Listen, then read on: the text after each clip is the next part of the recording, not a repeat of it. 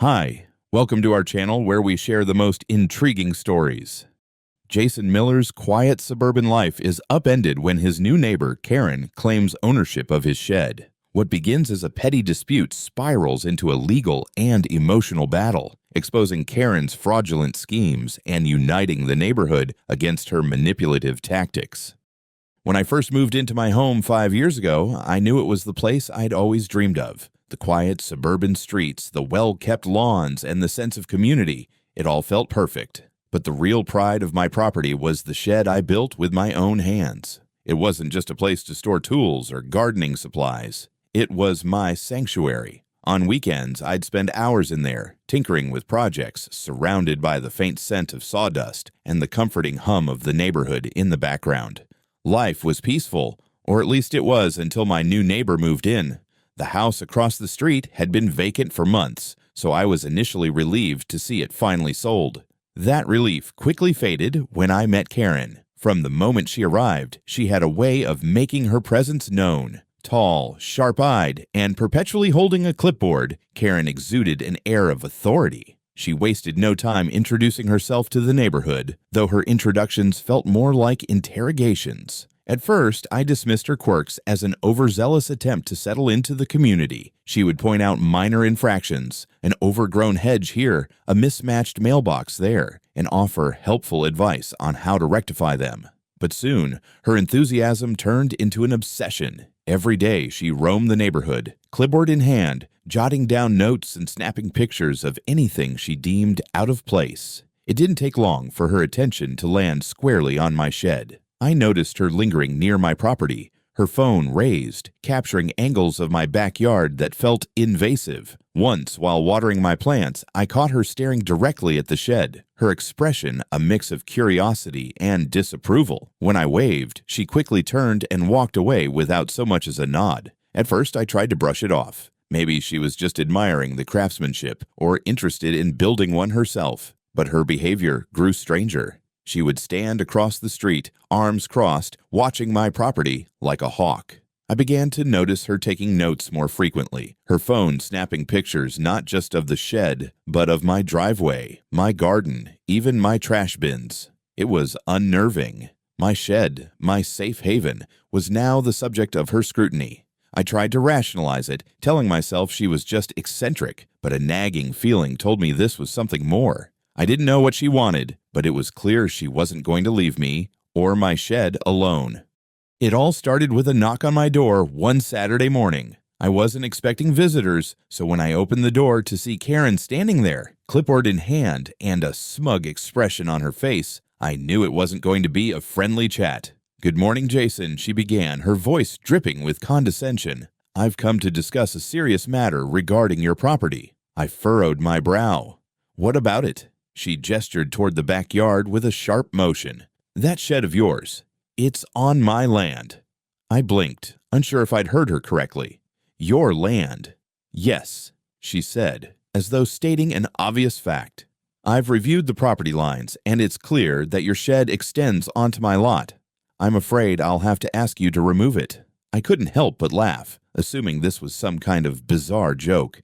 "Karen, I built that shed years ago, well within my property lines. I have the permits and the survey to prove it." Her smile didn't waver. If anything, it grew more patronizing. "I'm sure you believe that," she said, "but I have documents that say otherwise. If you don't take it down, I'll be forced to involve my attorneys." At this point, my patience was wearing thin. "I'd be happy to show you my paperwork," I replied, keeping my voice as calm as I could. "The shed isn't going anywhere." She gave a tight nod, clutching her clipboard closer. "I'll look forward to seeing those documents," she said, before turning on her heel and marching back across the street. That evening, I dug out my property survey, building permits, and any other documentation I could find. The next day, I presented them to her. She barely glanced at them before dismissing them with a wave of her hand. "These could easily be forged," she declared. "I'll let the courts decide." I thought that would be the end of it, but Karen wasn't done. Over the following days, I noticed her behavior escalating. She began photographing my property from every conceivable angle, sometimes standing in the street for minutes at a time with her phone raised. She even approached a few neighbors, talking animatedly and pointing in the direction of my shed. I overheard her once telling someone she was working to clean up illegal structures in the area. It became clear this wasn't just a dispute, it was a campaign. One afternoon, I saw her entering the local administrative office, clutching a folder that I could only assume contained her so-called evidence. I tried to ignore it, thinking there was no way her claims would hold up. But then, things took a darker turn. One night, after I'd locked up and gone to bed, I heard a faint noise coming from the backyard. It was so subtle I almost ignored it, but something told me to check. I grabbed a flashlight and stepped outside, only to find the lock on my shed dangling, twisted and broken. The door was ajar, and inside, my tools and equipment were scattered. Several items were missing altogether. Furious, I filed a police report the next day, though I had no proof of who was responsible. That's when I decided enough was enough. I installed security cameras around the property, focusing on the shed. If Karen or anyone else tried something like this again, I would have the evidence to stop them. Even as I secured my property, I couldn't shake the unease that had settled over me. Karen wasn't just determined, she was relentless. And for reasons I couldn't yet understand, my shed had become her obsession. A few days after discovering my shed had been broken into, a letter arrived in my mailbox. It was from Karen. The envelope was thick, and her handwriting on the front was immaculate, as if she took pride in her theatrics. I opened it cautiously, half expecting another absurd demand. Inside was a multi-page letter typed in a formal tone, demanding that I dismantle my shed within 10 days. The letter was peppered with threats, fines, lawsuits, and even a mention of reporting me to local authorities for trespassing on her property. She ended with a bold statement. Failure to comply will leave me with no choice but to escalate this matter legally. I crumpled the letter in frustration and tossed it onto the counter. This was beyond petty. It was harassment. I ignored the letter. I wasn't about to bow to her baseless demands, and I certainly wasn't going to dismantle the shed I'd poured my time and energy into. Still, the tension was palpable. Every time I glanced out of the window, I half expected to see Karen lurking with her phone, taking more photos, or scribbling in her ever-present clipboard. The following weekend, as I was enjoying a rare moment of peace in my backyard, my doorbell rang. I opened it to find 2 police officers standing on my porch, with Karen hovering behind them, her arms crossed, and a self-satisfied smirk on her face. "Mr. Miller," one officer began, "we've received a report that your shed is encroaching on Ms. Reynolds' property." I sighed, stepping aside to let them in. "Come on in. I have all the paperwork you'll need." As I laid out the original property survey and permits, Karen hovered in the background, loudly voicing her complaints. "Those documents are fake," she exclaimed. "He's been lying to everyone in this neighborhood. That shed is on my land, and I want it gone."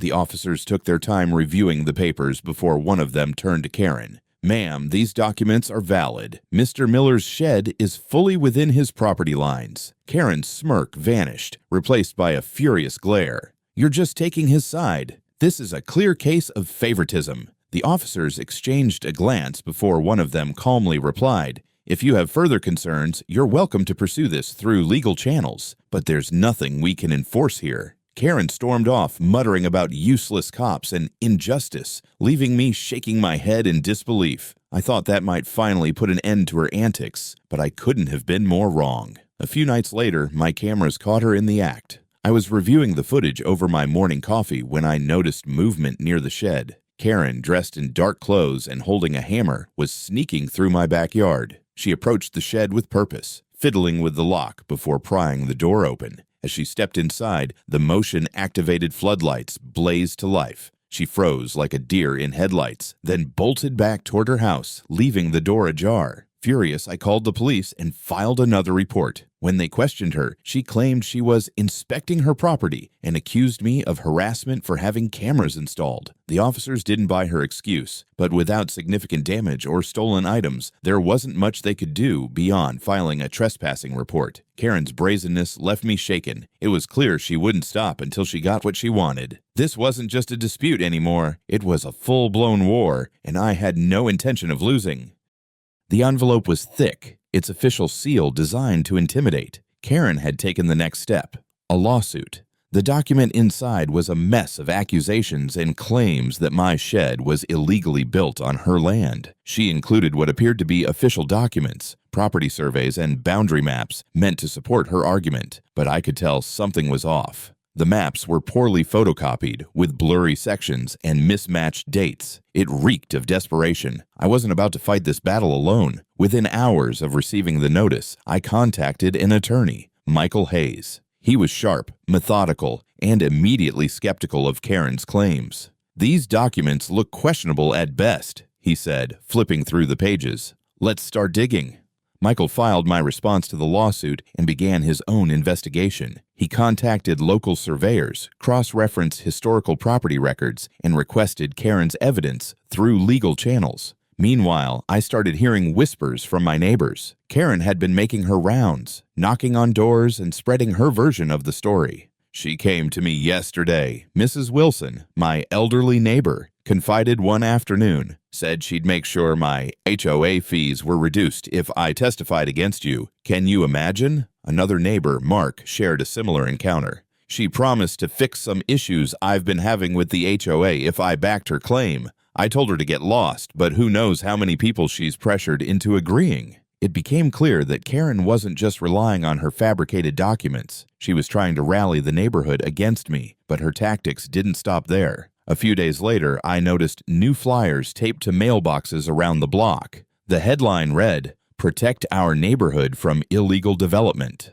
Below it was a sensationalized account of my alleged encroachment and a call to action to support Karen Reynolds in her fight for justice. Furious but determined, I decided to fight fire with fire. I uploaded the footage from my security cameras, showing Karen breaking into my shed, with a detailed account of her actions. The video quickly gained traction, circulating among neighbors and eventually catching the attention of local news outlets. Headlines like "Suburban Dispute Turns into a Battle Over Privacy and Property" began popping up, and reporters started knocking on my door for interviews. Karen's carefully constructed narrative began to crumble. Neighbors who had been hesitant to speak out started sharing their stories. One by one, they described how Karen had manipulated them, using threats or false promises to control the HOA and silence dissent. The more people came forward, the clearer it became that Karen's behavior wasn't just targeted at me. She'd been pulling strings in the neighborhood for years. Meanwhile, Michael's investigation uncovered a bombshell.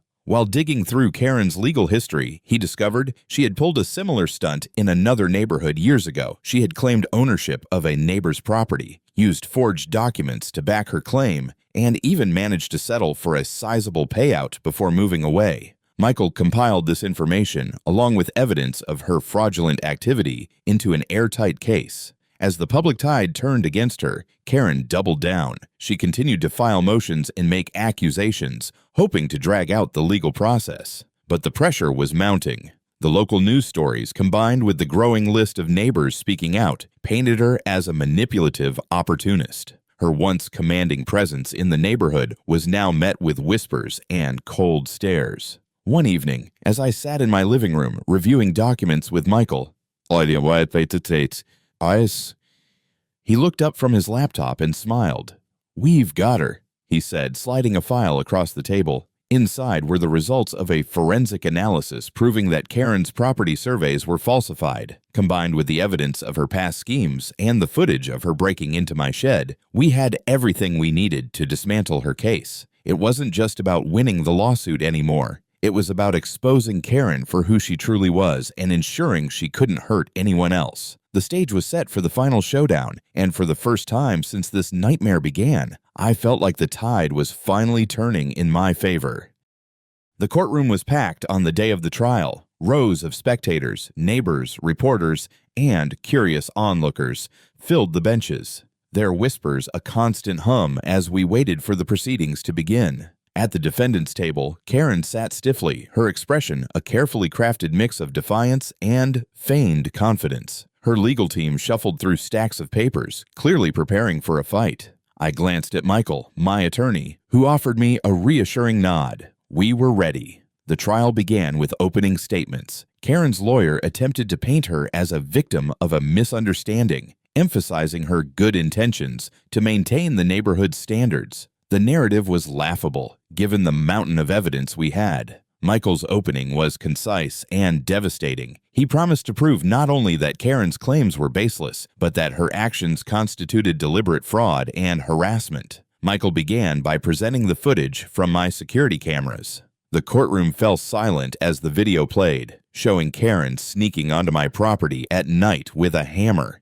Gasps rippled through the audience as the floodlights activated, illuminating her mid-act. It was undeniable. She had trespassed, broken into my shed, and lied about her intentions. Next, Michael called neighbors to the stand. Mrs. Wilson was first, her voice shaking slightly as she recounted how Karen had pressured her to testify against me. She said she'd lower my HOA fees if I supported her claim, Mrs. Wilson testified, but I knew it wasn't right. Jason's always been a good neighbor. Other neighbors followed, sharing similar stories of threats and manipulation. One after another, they described how Karen had used her position in the community to intimidate and control. By the time they finished, Karen's carefully constructed reputation as a concerned resident was in tatters. Then came the documents. Michael meticulously dissected Karen's evidence, pointing out inconsistencies, mismatched dates, and obvious signs of forgery. He presented the forensic analysis proving the surveys were fabricated and introduced records from her previous neighborhood where she had executed a nearly identical scheme. The jury's expressions ranged from disbelief to disgust. Finally, it was time for Michael's most damning piece of evidence, a series of emails uncovered during discovery. In the messages, Karen explicitly discussed her plan to claim my land and use the lawsuit as leverage for a financial settlement. "This will teach him a lesson," one email read. "Once I get my payout, I'll finally be rid of that eyesore." As the weight of the evidence bore down on her, Karen's composure began to crack. Her lawyer fumbled to counter Michael's points, but struggled against the overwhelming proof. When Michael called Karen to the stand, she initially maintained her innocence, but under cross-examination, her defenses unraveled. "You've done this before, haven't you?" Michael pressed, sliding the records from her previous fraud across the table. Karen hesitated, her gaze darting toward her lawyer. It wasn't like this," she stammered. "What was it like then?" Michael continued. "Did you fabricate documents there too? Did you manipulate your HOA to extort your neighbors?" Faced with no way out, Karen broke. "Fine," she snapped. "Yes, I did it. I wanted compensation for the stress and trouble he's caused me. That shed is an eyesore, and I thought I could finally make it worth something." The courtroom erupted in murmurs. Karen's admission was the final nail in the coffin. In his closing arguments, Michael reminded the jury of the harm Karen had caused, not just to me, but to the entire neighborhood. "This isn't just about property lines," he said. "It's about accountability. It's about standing up to those who think they can bend the truth and the law for personal gain." The jury deliberated for less than 2 hours. When they returned, the verdict was clear. Karen was guilty. The judge ruled in my favor, declaring me the rightful owner of the land and the shed. Karen was ordered to pay $75,000 in damages for emotional distress, property repairs, and legal fees. Her actions were officially classified as fraud, earning her a conditional sentence and mandatory community service. As the gavel fell, I felt a wave of relief wash over me. The fight had been long and grueling, but justice had finally been served. Karen's reign of intimidation was over, and the community she'd terrorized could finally begin to heal. The courtroom victory was a turning point, but the fallout from Karen's actions rippled through the neighborhood for weeks afterward. Her once commanding presence, clipboard in hand, was gone, replaced by a noticeable absence that no one seemed to mourn. For the first time in months, the street felt peaceful. Karen's defeat hit her hard. Forced to pay the $75,000 judgment and facing mounting legal fees, she listed her house for sale almost immediately. A "for sale" sign appeared in her yard the day after the verdict, its bold red lettering like a scarlet letter marking her downfall. She tried to keep a low profile, avoiding eye contact with neighbors as she packed her belongings into a moving truck, but no one could miss the looks of frustration and shame etched on her face. The day Karen left, a small group of neighbors gathered on the sidewalk, watching as the moving truck pulled away. Someone brought cookies, another brought lemonade. It wasn't a celebration exactly, but it was a moment of quiet relief. As the truck disappeared down the street, Mrs. Wilson turned to me with a wry smile. "You've done us all a favor, Jason," she said. "The neighborhood feels normal again." With Karen gone, I finally had the time and energy to focus on rebuilding. The shed, my sanctuary that had endured so much, needed repairs. The door had been damaged during one of Karen's nightly escapades, and some of my tools were still missing. But I wasn't discouraged. If anything, I felt more determined than ever to restore it to its former glory. I spent the next few weekends reinforcing the shed. I replaced the locks with state-of-the-art versions and installed additional cameras to monitor the perimeter. I even added motion-activated lights around the property, ensuring that no one could approach unnoticed again. The repairs were a labor of love, and as I hammered the final nail, I felt a deep sense of satisfaction. The shed wasn't just a building, it was a symbol of resilience. But something unexpected happened as I worked. Neighbors began stopping by, curious about my progress. Mark, the handyman down the street, offered to help with the wiring for the new lights. Mrs. Wilson brought me coffee one morning and stayed to chat about her garden. Slowly, I realized that the shed wasn't just a personal project anymore. It had become a community focal point.